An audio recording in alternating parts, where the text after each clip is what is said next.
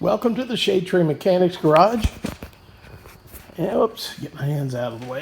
And on my 56 Plymouth, I'm doing a little work on the trim. I don't know if you can get a good look at it or not, but there's a trim piece that mounts with these holes here, and I believe it's only found on the Belvedere, which is what this is, a 1956 Belvedere.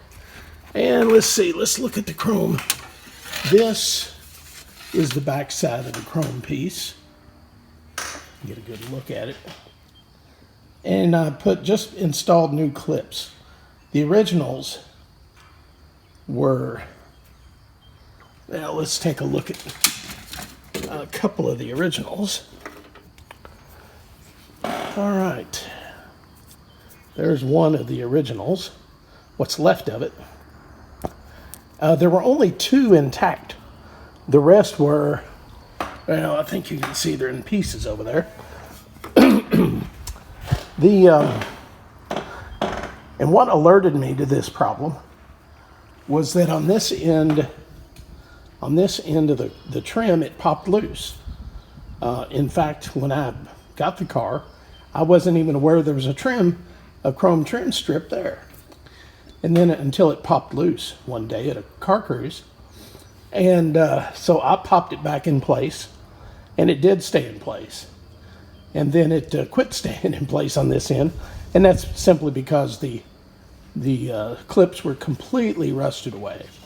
So I temporarily secured it with some clear packing tape until I could take it off. I took it off earlier this spring and measured the clips and got new ones. So I'm in the process of getting the strip put in. So let's, I don't have a mount for this camera, so hopefully we'll get this. Now I do have to go back, and all of these, I will have to align these clips so they're in the right spot. But fortunately, all of the clips had a rust stain on the back side of this stainless, and to kind of give me an idea where the clips go. So that's worked out okay.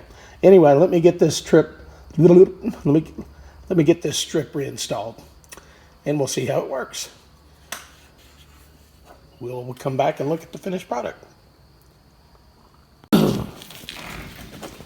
All right. You can see that I have the trim strip mounted securely. And one thing I found out is that the wiring for the taillights is pretty janky. I mean, it's original, but it is rather, shall we say, it's original, but looks pretty brittle to me. Let me show you these clips again. Maybe. All right. This is what the clip looks like. I can get it out of the shadow.